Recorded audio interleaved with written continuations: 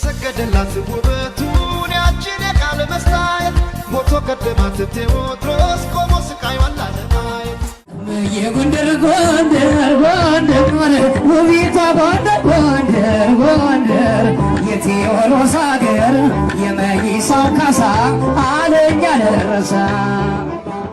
አፄ ቴዎድሮስ ከሰሯቸው በርካታ ተግባራት መካከል ከእርሳቸው በፊት የነበሩት ነገስታት በተለየ መልኩ ቴዎድሮስ አገሪቱን ወደ ዘመናዊ አገር ለማሻገር ያሳዩት ፍላጎት ንግስተ ነገስት በነበሩበት ወቅት የነበራቸው ወጣትነትና ካደጉበት ከቋራ ነባራዊ ሁኔታ የሚመነጭ ነው ይላሉ የታሪክ ድርሳናት።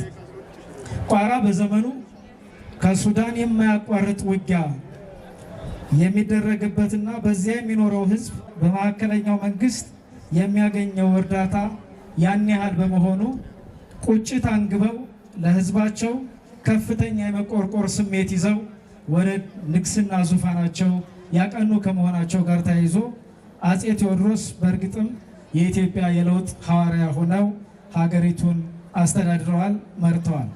ቴዎድሮስ በራሱ እጅ መንገድ በመስራት ሌሎች እንዲከተሉት ይመራ ነበር። ንጉሱ ከሌት እስከ ምሽት በራሳቸው እጅ ድንጋዮችን እየፈነቀሉ መንገዶችን የሚሰሩ የሚያደላድሉ ንጉስም እንደነበሩ እንዲሁ በርካታ ድርሳናት የሚያትቱት ነው የሚሆነው። ንጉስ ቴዎድሮስ የአማርኛ ስነ ጽሁፍ የንጉሥ ነገስቱ የጽሁፍ ቋንቋ እንዲሆን እንዲሁም የቤተ መንግስት ቋንቋ እንዲሆንም የሰሩ ንጉስ ነበሩ። በባህል ዘርፍም በርካታ ስራዎችን ያከናወኑ እንደነበር የሚጠቀስ ነው።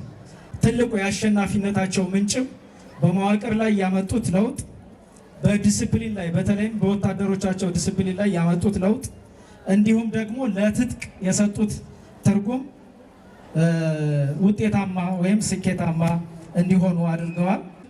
አፄ ቴዎድሮስ የጀመሩትን የኢትዮጵያዊነት መንገድ ተከትለን ኢትዮጵያዊነትን በማጽናት ህብረ ብሔራዊ አንድነት ያላትን ኢትዮጵያ ወደፊት ከፍ በማድረግ መሆን እንዳለበት ሁላችንም በዛ ልክ መስራት እንዳለብን ጥሪ ማስተላለፍ እፈልጋለሁ። በድጋሚ እንኳን አደረሳችሁ።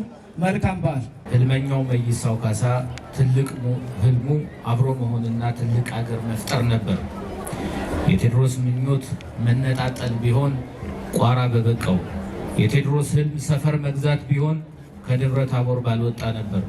ቴዎድሮስ ትልቅ ስም ያተረፈው መነጣጠል ሱስ በሆነባቸው መሳፍንት መካከል መደመርን ትርጉም ሰጥቶ በጋራ ትልቅ ሀገር ለመመስረት መዋደቁ ነው።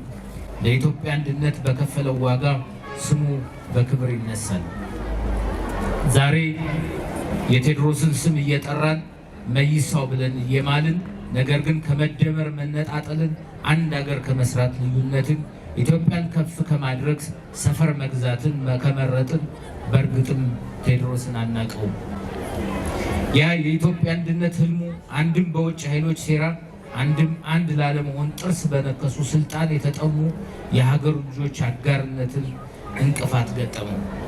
ነገር ግን ትልቅ ህልም አይሞትም። ኢትዮጵያ ዛሬ አንድ ታላቅና ሀያል አፍሪካዊ ሀገር ናት ሆነ ለመሆን በቅታለች።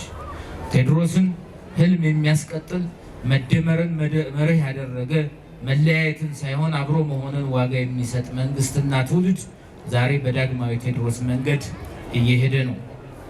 በሌላ በኩል የአፄ ቴዎድሮስ ራዕይ ኢትዮጵያን ማበልጸግ ነበር። በቴክኖሎጂ ማበልጸግ፣ በእውቀትና በሀብት ማበልጸግ፣ ገናናና ትልቅ ሀገር ማድረግ ነበር።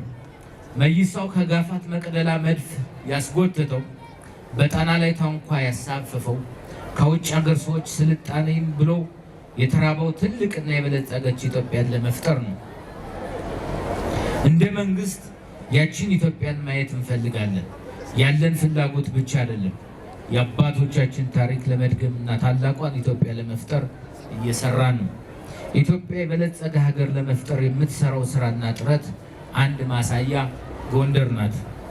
ጎንደር ከታሪኳ የምትስማማ ታሪኳን የምትመጥን ዘመናዊ ከተማ ለማድረግ ሌት ተቀን ስራ ጀምረናል። ከጥቂት ዓመታት በፊት አፄ ቴዎድሮስ ተመልሰው ቢመጡ ትተዋት የሄዱትን ጎንደር ያገኟታል እንዳላልን ሁሉ አሁን ደግሞ የህልማቸውና ሀገር የማበልጸግ ዓላማቸው መስመር ይዞ ባዩልን ማለት ጀምረናል። አብሮ ለአንድነት መቆም መነጠል ሳይሆን መደመር፣ አብሮ ለኢትዮጵያ ብልጽግና መቆም፣ በጋራ መስራት የሚያስፈልግበት ወቅት ላይ ነን። የዘንድሮውን የዳግማዊ አፄ ቴዎድሮስ ልደት በዓል ስናከብር የምናበስረው ታላቅ ነገር የዚህን ዘመኑን ቀድሞ የተፈጠረ ንጉሥ መታሰቢያ ግዙፍ ሐውልት በከተማችን ከፍተኛ ቦታ ላይ በማኖር ልንሰራ ያሰብነው ፕሮጀክት ይፋ በማድረግ ነው። ይህ ፕሮጀክት አንድም ለጎንደር ተጨማሪ ግዙፍ የቱሪስት መስህብና የዚህ ዘመን አሻራ በመሆን ያገለግላል። በርካታ ተጨማሪ ሀሳቦችን የያዘ ልማት ነው። ፕሮጀክቱ ለከተማችን ውበት ተጨማሪ መልከታና የገቢ ምንጭ ይፈጥራል። ከዚህ ባለፈ ይህ ፕሮጀክት ታላቁን ንጉሥ ከፍ ባለ ቦታ አቁሞ ሁሌም ስለ አንድነትና ስለ መሰልጠን የሚሰከሰኩ ትውልድ ለመፍጠር የሚረዳ ማነቃቂያም ይሆናል። በዚህ አግባብ ከከተማችን ሕዝብና በመላው ዓለምና ሀገራችን ከሚኖሩ የጎንደር ወዳጆች ጋር በመተባበር እውን የምናደርገውን ፕሮጀክት በዛሬው ዕለት አብስረናል።